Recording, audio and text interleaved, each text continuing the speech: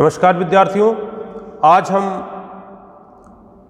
चंद्रधर शर्मा गुलेरी की कहानी जो 1915 में लिखी गई थी उसने कहा था लेकर के प्रस्तुत हुए हैं। इस कहानी की जो विशेषता है वो इस बात में है कि ये कहानी उस समय लिखी गई थी जब कहानी लेखन का दौर आरंभ हुआ था। भारत में हिंदी कहानी लेखन का युग प्रारंभ हुआ था और बीते कुछ समय में ही चंद्रधर शर्मा जो कहानी लेखन का जो समय कुछ ही समय का 10-15 साल ही बीते थे, उस समय में चंद्रधर शर्मा गुलेरी ने एक परिपक्व कहानी हमारे साहित्य समाज के सम्मुख प्रस्तुत की, जिससे उनके लेखन की प्रौढ़ता का पता चलता है कि उन्होंने कितनी प्रेम को कितने ही मर्मज्ञ तरीके से अभिव्यक्त करने का प्रयास किया है। और जो सबसे बड़ी खूबी की बात है कि प्रथम विश्व युद्ध के आवरण में इस कथा का लेखन चंद्रधर शर्मा गुलेरी ने किया है।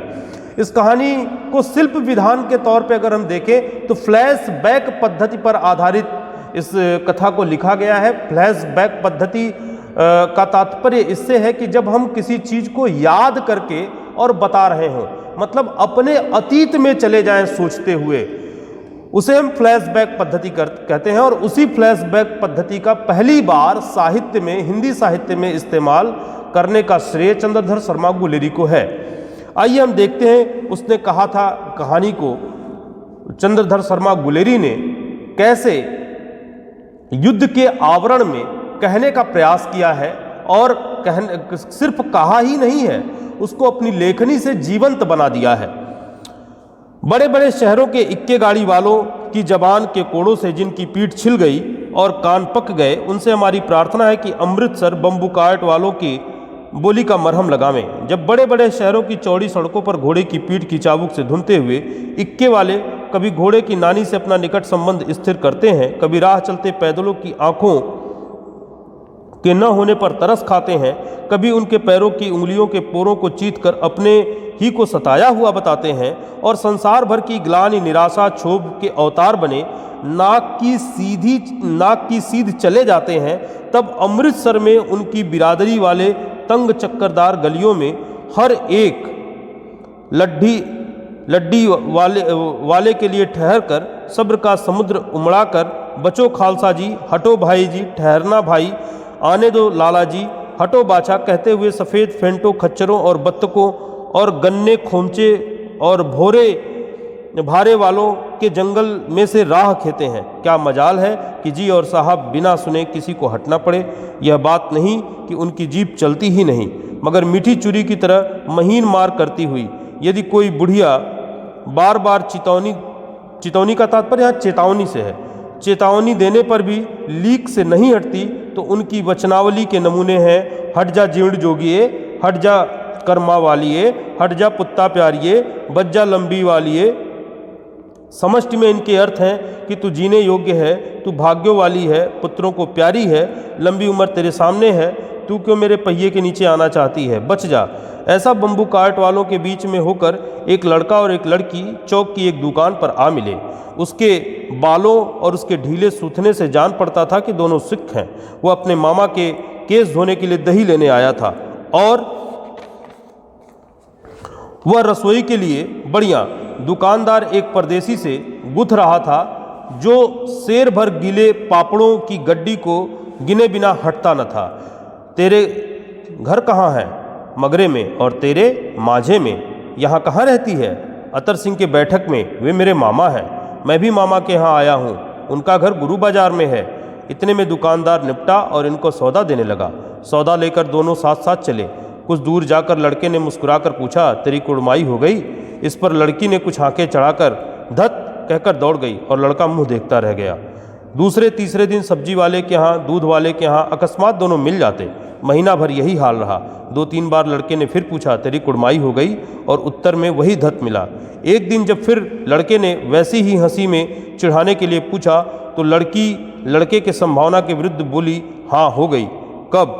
कल देखते नहीं, यह रेशम से कढ़ा हुआ सालू। लड़की भाग गई। लड़के ने घर की राह ली।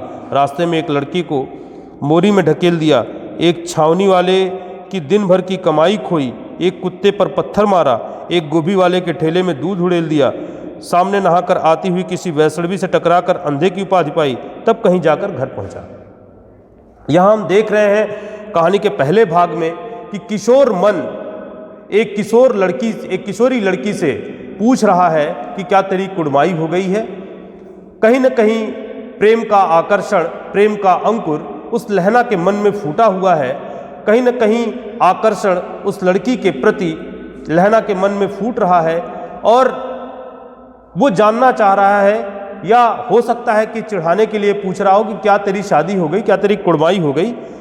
और एक दिन वो संभावना के विरुद्ध बोल देती है कि हाँ मेरी हो गई कुड़माई, और वो खींच पड़ता है, झल्ला जाता है, और उसे जिस जवाब की अपेक्षा थी वो जवाब उसे मिलता नहीं है। राम राम, यह भी कोई लड़ाई है। दिन रात खंदकों में बैठे हड्डियां अकड़ गईं। लुधियाना से 10 गुना जाड़ा, मेह और बर्फ ऊपर से, पिंडलियों तक कीचड़ में धंसे हुए हैं। गनीम कहीं दिखता नहीं। 2-2 घंटे के कान के पर्दे फोड़ने वाले धमाकों के साथ सारी खंदक हिल जाती है और 100-100 गज धरती उछल पड़ती है। इस दैवी गोले से बचे तो कोई लड़े। नगरकोट का जलजला सुना था। यहाँ दिन में 25 जलजले होते हैं। जो कहीं खंदक से बाहर साफा या कोहनी निकल गई तो चटाक से गोली लगती है। न मालूम बेईमान मिट्टी में लेटे हुए हैं या घास की पत्तियों में छिपे रहते हैं। लहना सिंह और 3 दिन है, 4 तो खंदक में ही बिता ही दिए। परसों रिलीफ आ जाएगी, फिर 7 दिन की छुट्टी। अपने हाथों झटका करेंगे और पेट भर खाकर सो रहेंगे। उसी फिरंगी मेम के बाग में मखमल की सी हरी घास है, फल दूध की वर्षा कर देती है। लाख कहते हैं दाम नहीं लेती, कहती है तुम राजा हो, मेरे मुल्क को बचाने आए हो। यहाँ अब कहानी का जो दूसरा भाग शुरू होता है। मैंने जैसा आपसे शुरू में ही बताया था कि ये कहानी प्रथम विश्व युद्ध के पृष्ठभूमि पर लिखी जा रही है, और ये जो दृश्य हम देख रहे हैं कि लहना सिंह अब बड़ा हो चुका है, सिपाही हो गया है, और वो विदेशी भूमि पर युद्ध लड़ने के लिए जर्मनी से युद्ध लड़ने के लिए वो गया हुआ है। 4 दिन तक पलक नहीं झपी। बिना फेरे घोड़ा बिगड़ता है और बिना लड़े सिपाही। मुझे तो संगीन चढ़ाकर मार्च का हुक्म मिल जाए, फिर 7 जर्मनों को अकेला मार कर न लौटूं, तो मुझे दरबार साहब की देहली पर मत्था टेकना नसीब न हो। पाजी कहीं के कलों के घोड़ों संगीन देखते ही मुंह फाड़ देते हैं और पैर पकड़ने लगते हैं। यूँ अंधेरे में 30-30 मन का गोला फेंकते हैं। उस दिन धावा किया था, 4 मील तक जर्मन नहीं छोड़ा था। पीछे जनरल साहब ने हट जाने का कमान दिया, नहीं तो सीधे बर्लिन पहुंच जाते। क्यों? सूबेदार हजारा सिंह ने मुस्कुराकर कहा। लड़ाई के मामले में जमादार या नायक चलाए नहीं चलते, बड़े अफसर तो दूर की सोचते हैं। 300 मील का सामना है, एक तरफ बढ़ गए तो क्या होगा? सूबेदार जी सच है, लहना सिंह बोला, पर करे क्यों? हड्डियों में तो जाड़ा धंस गया है, सूर्य निकलता नहीं, और खाई में दोनों तरफ से चंबे की बावलियों के से सोते झर रहे हैं। एक धावा हो जाए तो गर्मी आ जाए। उद्यमी उठ, सिगड़ी के कोले डाल। वजीरा तुम 4 जने बाल्टियां लेकर खाई का पानी बाहर फेंको। महासिंह शाम हो गई है, खाई के दरवाजे पर पहरा बदला दे। यह कहते हुए सूबेदार सारी खंदक में चक्कर लगाने लगे। वजीरा सिंह पलटन का विदूषक था। विदूषक मतलब हंसी मजाक करने वाला। बाल्टी में गदला पानी भरकर खाई के बाहर फेंकता हुआ बोला, मैं पाधा बन गया हूँ, करो जर्मनी के बादशाह का तर्पण।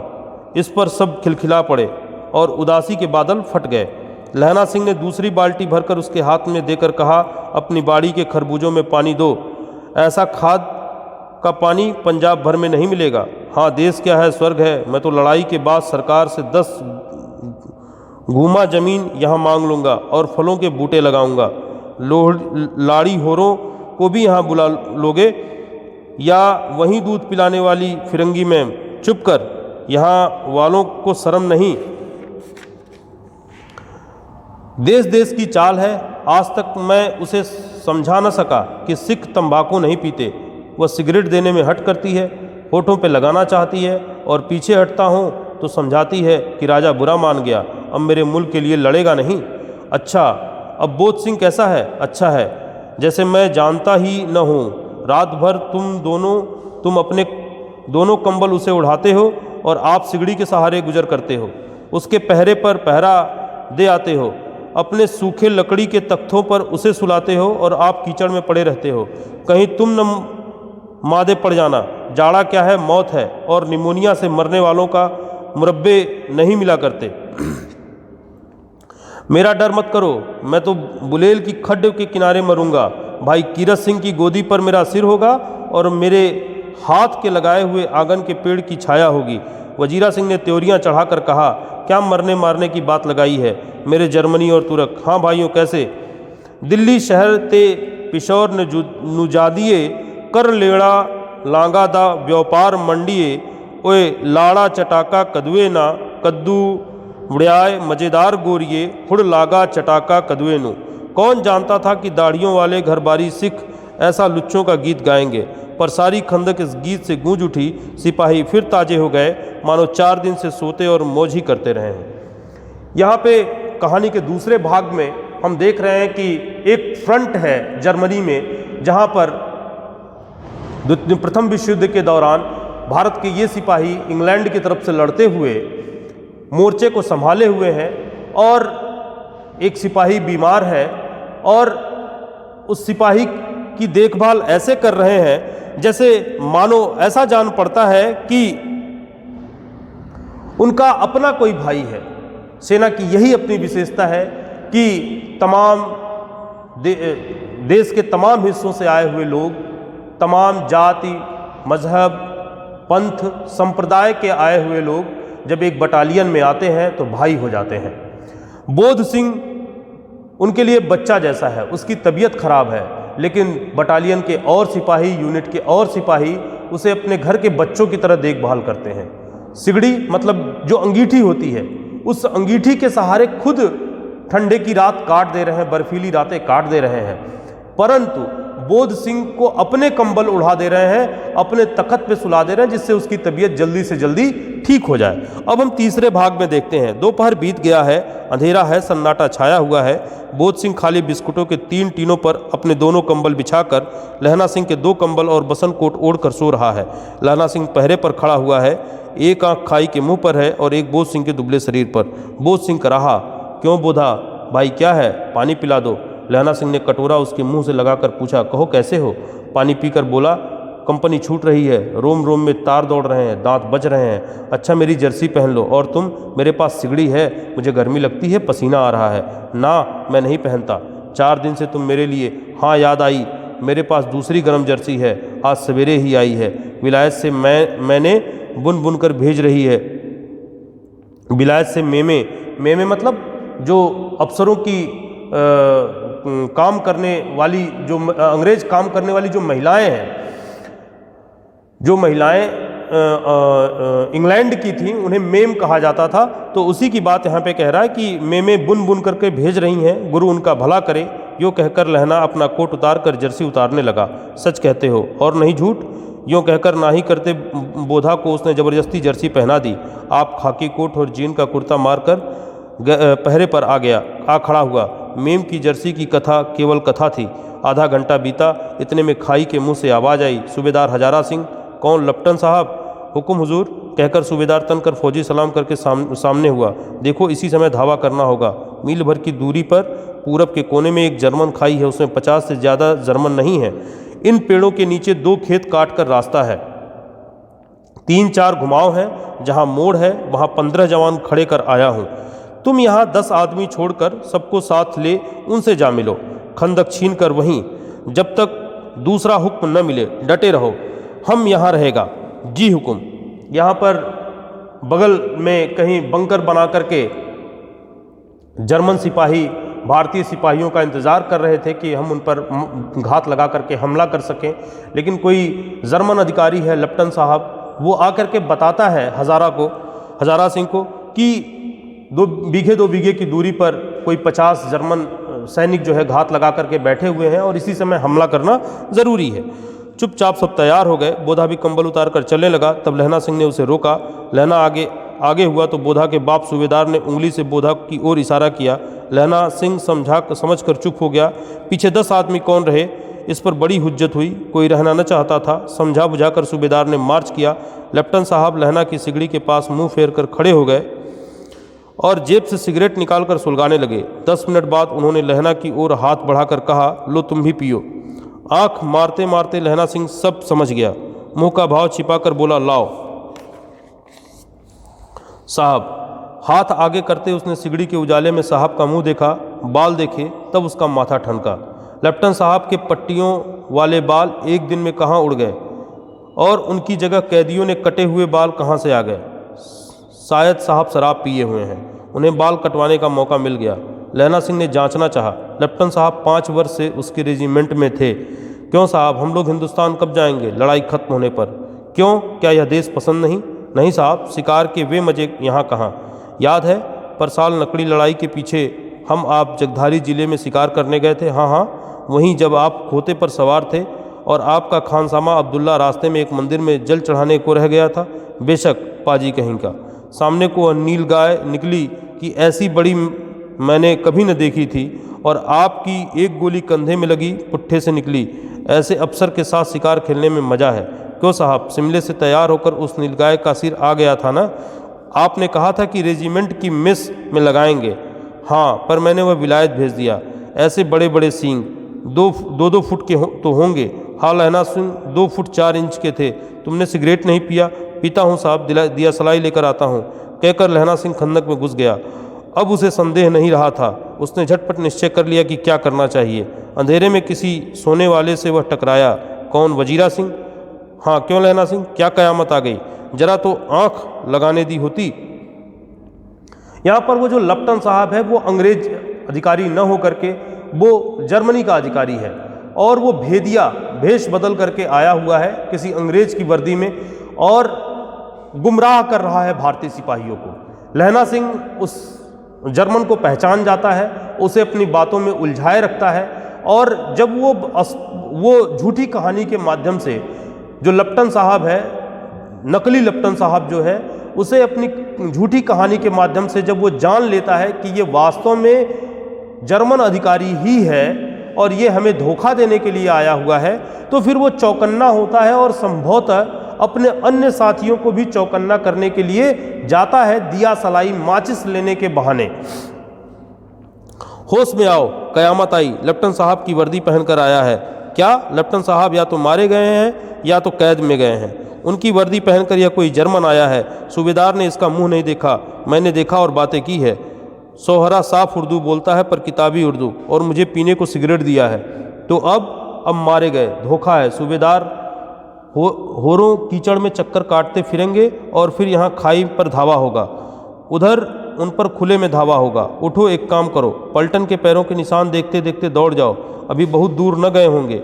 सूबेदार ने कहा कि एकदम लौट आए। खंदक की बात झूठ है, चले आओ, खंदक के पीछे से निकल जाओ, पत्ता तक न खड़के, देर मत करो। हुक्म तो यह है कि यहीं ऐसी तैसी हुक्म की। मेरा हुक्म जमादार लहना सिंह जो इस वक्त यहाँ सबसे बड़ा अफसर है उसका हुक्म है।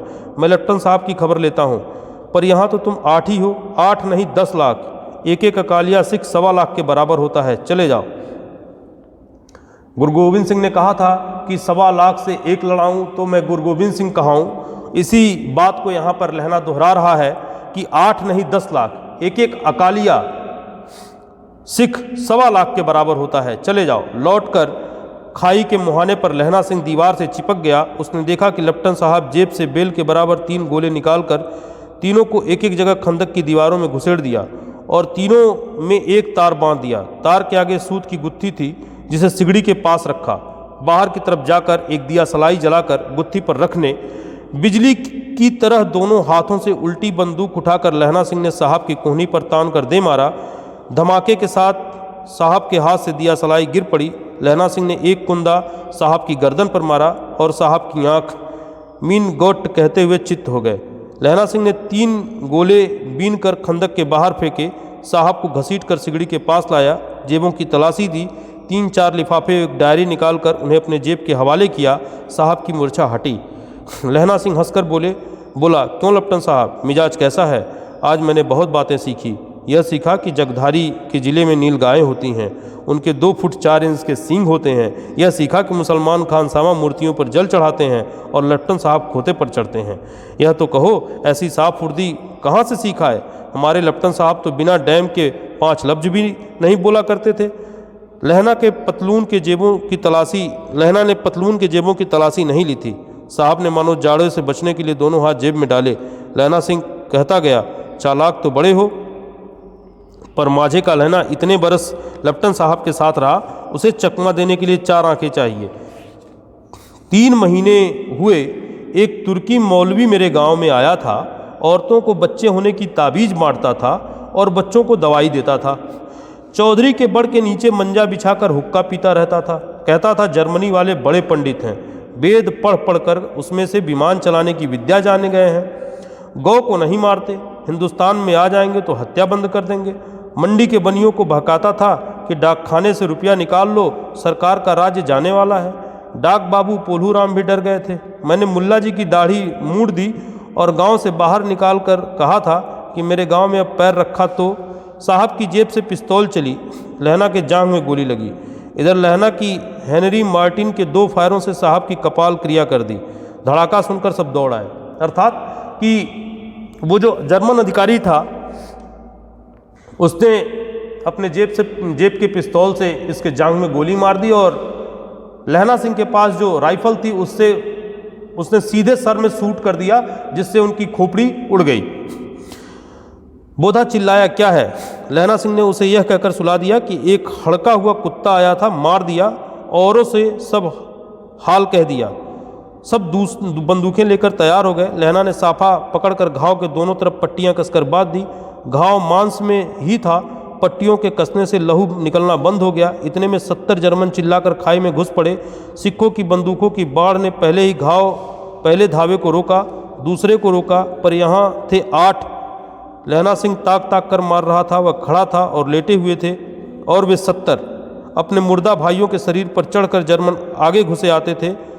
थोड़े से मिनटों में वे अचानक आवाज़ आई, वाहे गुरुजी की फतह, वाहे गुरुजी का खालसा, और धड़ाधड़ बंदूकों की फायर जर्मनों के ऊपर पड़ने लगी। ऐन मौके पर जर्मन 2 चक्की के पाटों के बीच में आए। पीछे से सूबेदार हजारा सिंह के जवान आग बरसाते थे और सामने लहला सिंह के साथियों की संगीनें चल रही थीं। पास आने पर पीछे वालों ने भी संगीनें पिरोना शुरू कर दिया। एक किलकारी और अकाल सिख दी फौज आई, वाह गुरुजी की फतह, वाह गुरुजी का खालसा, सत श्री अकाल पुरुष, और लड़ाई खत्म हो गई। 63 जर्मन या तो खेत रहे थे या कराह रहे थे। सिखों में 15 के प्राण गए। सूबेदार के कंधे में से गोली आर पार निकल गई। लहना सिंह की पसली में एक गोली लगी। उसने घाव को खंदक की गीली मिट्टी से पूर लिया और बाकी साफा कसकर कमरबंद की तरह लपेट दिया। किसी को खबर न हुई कि लहना सिंह को दूसरा भारी घाव लगा है। लड़ाई के समय चांद निकल आया था, ऐसा चांद जिसके प्रकाश में से संस्कृत कवियों का दिया हुआ छई मानो नाम सार्थक होता था। और हवा ऐसी चल रही थी जैसे कि बाण भट्ट की भाषा में दंत वीड़ो पदेशाचार्य कहलाती। वजीरा सिंह कह रहा था कि कैसे मन भर फ्रांस की भूमि मेरे बूटों से चिपक रही थी जब मैं दौड़ दौड़ कर सूबेदार के पीछे गया था। सूबेदार लहना सिंह से सारा हाल सुना और कागजात पाकर वे उसकी तुरंत बुद्धि को सराह रहे थे और कह रहे थे कि तू न होता तो आज सब मर जाते। इस लड़ाई की आवाज़ 3 मील दाहिनी की ओर की खाई वालों ने सुन ली थी। उन्होंने पीछे टेलीफोन कर दिया था। वहाँ से झटपट 2 बीमार ढोने की गाड़ियाँ चली जो कोई 1.5 घंटे के अंदर आ पहुँची। फील्ड अस्पताल नज़दीक था, सुबह होते होते वहाँ पहुँच जाएंगे, इसलिए मामूली पट्टी बांधकर एक गाड़ी में घायल लिटाए गए और दूसरे में लाशें रखी गईं। सूबेदार ने लहना सिंह की जांघ में पट्टी बांधनी चाहिए, पर उसने यह कहकर टाल दिया कि थोड़ा घाव है, सवेरे देखा जाएगा। बोधा सिंह ज्वर से बर्रा रहा था। वह गाड़ी में लिटाया गया। लहना को छोड़कर सूबेदार जाते नहीं थे। यह देख लहना ने कहा, तुम्हें बोधा की कसम और सूबेदारनी की सौगंध है जो इस गाड़ी में न चले जाओ, और तुम मेरे लिए यहाँ पहुँचकर गाड़ी भेज देना। जर्मन मुर्दों के लिए भी तो गाड़ियाँ आती होंगी, मेरा हाल बुरा नहीं है। देखते नहीं, मैं खड़ा हूँ, वजीरा सिंह मेरे पास है ही। अच्छा, पर बोधा गाड़ी पर लेट गया। बोला, भला आप भी चढ़ जाओ। सुनिए तो, सूबेदारनी होरों को चिट्ठी लिखो तो मेरा मत्था टेकना लिख देना, और जब घर जाओ तो कह देना कि मुझसे जो उसने कहा था वह मैंने कर दिया। यहाँ से अब जो कहानी का जो फ्लैशबैक है वो शुरू होता है। अब तक जो हमने पढ़ा वो पूरा का पूरा युद्ध का जीवंत चित्रण था, जिसे चंद्रधर शर्मा गुलेरी ने अपनी कहानी में किया है। अब वो जो कह रहा है कि सूबेदारनी से कह देना कि मैंने जो उससे वादा किया था सूबेदारनी से, वो मैंने पूरा कर दिया। अब आइए जानते हैं कि ये सूबेदारनी है कौन।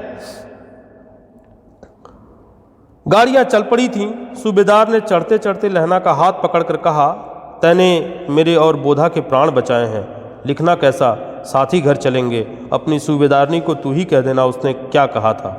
अब गाड़ी पर चढ़ जाओ, मैंने जो कहा वो लिख देना और कह भी देना। गाड़ी के जाते ही लहना लेट गया। वजीरा पानी पिला दे और मेरा कमरबंद खोल दे, तर हो रहा है।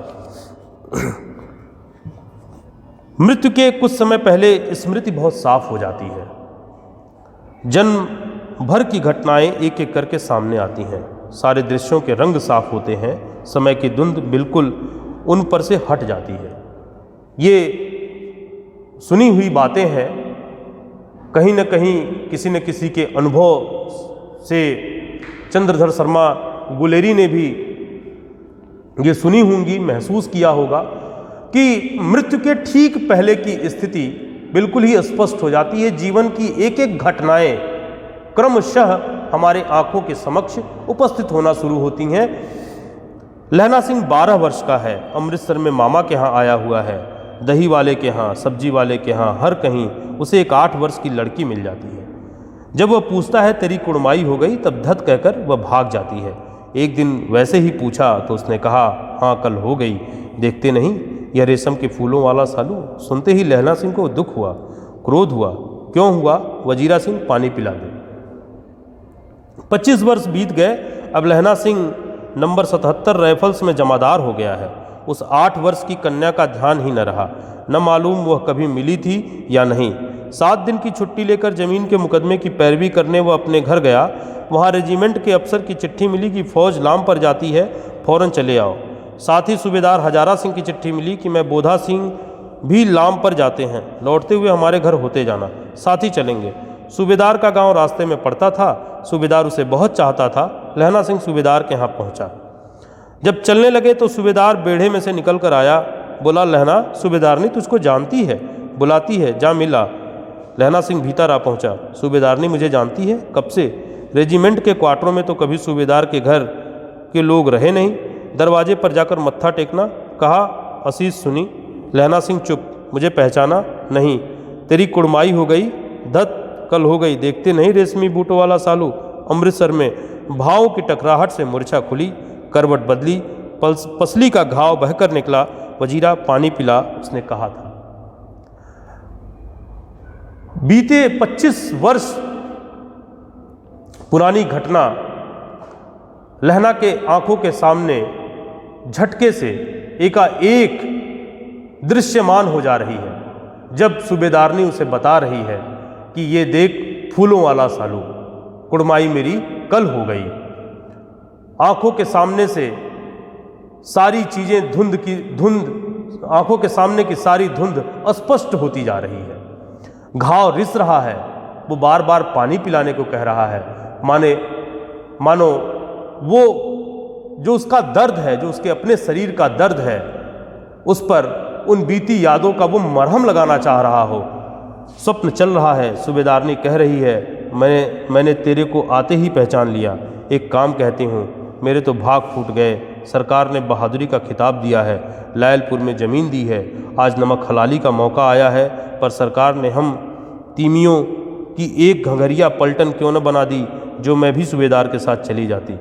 एक बेटा है, फौज में भर्ती हुए उसे 1 ही बरस हुआ है। उसके पीछे 4 और हुए हैं, पर एक भी नहीं जिया। सूबेदारनी रोने लगी। अब दोनों जाते हैं, मेरे भाग। यहाँ वो सूबेदारनी अपने पति और अपने बेटे बोधा के भाग्य की दुहाई दे रही है। उसे अपने कोख की दुहाई दे रही है कि 4 हुए, लेकिन एक भी न जिए। एक बोधा हुआ था, वो भी साल भर से फौज में भर्ती हो गया। और अंत में कह रही कि तुझे एक काम सौंप रही हूं। सूबेदारनी रोने लगी। अब दोनों जाते हैं, मेरे भाग। तुम्हें याद है, एक दिन टांगे वाले का घोड़ा दही वाले की दुकान के पास बिगड़ गया था। तुमने उस दिन मेरे प्राण बचाए थे। अब घोड़े की लातों में चले गए थे और मुझे उठाकर दुकानदार के तख्ते पर खड़ा कर दिया था। ऐसे ही इन दोनों को बचाना, यही मेरी भिक्षा है। तुम्हारे आगे मैं आंचल पसारती हूँ। पुराना प्रेम कह लें, स्त्री की अभिलाषा कह लें, स्त्री की आकांक्षा कह लें, बीते हुए समय की परीक्षा कह लें, बीता हुआ समय कहीं न कहीं घूम फिर कर लहना के सामने एक बार फिर प्रश्नवाचक चिन्ह के साथ खड़ा हो जाता है।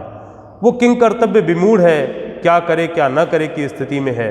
वो जवाब नहीं दे पा रहा है कि वो सूबेदारनी को जवाब क्या दे। रोती रोती सूबेदारनी उबरी में चली गई। लहना भी आंसू पोंछता हुआ बाहर आ गया। लहना का सिर अपनी गोद में रखे वजीरा बैठा है। जब मांगता है तब पानी पिला देता है। आध घंटे तक लहना चुप रहा, फिर बोला, कौन कौन? कीरत सिंह। वजीरा ने कुछ समझा कर कहा, हाँ भैया, मुझे और ऊंचा कर ले, अपने पट्टे पर मेरा सिर रख ले। वजीरा ने वैसा ही किया। हाँ अब ठीक है, पानी पिला दे। बस बस, अब के होड़ में यह आम खूब फलेगा। चाचा भतीजा दोनों यहीं बैठकर आम खाना। जितना बड़ा तेरा भतीजा है उतना ही यह आम है। जिस महीने उसका जन्म हुआ था उसी महीने मैंने इसे लगाया था। वजीरा के आंसू टप टप टपक रहे थे। कुछ दिन पीछे लोगों ने अखबार में पढ़ा, फ्रांस और बेल्जियम 68वीं समूची मैदान में घावों से मरा नंबर 77 सिख राइफल्स जमादार लहना सिंह। कहानी समाप्त हो गई है। समूची कहानी समाप्त होने के उपरांत जो चीज शाश्वत है, संपूर्ण युद्ध, संपूर्ण जीवन बीतने के बाद, सारी देश काल परिस्थिति के उपरांत जो चीज शाश्वत है पूरी की पूरी कहानी में, वो है प्रेम, निश्चल प्रेम। और जो मैंने कहानी के शुरुआत में बताया था कि ये कहानी अपने प्रेम और अपने स्मृति के आधार पर जो इस कहानी को जो कहन है, उसी के आधार पर ये कहानी जानी गई, जिसे हम फ्लैशबैक पद्धति कहते हैं।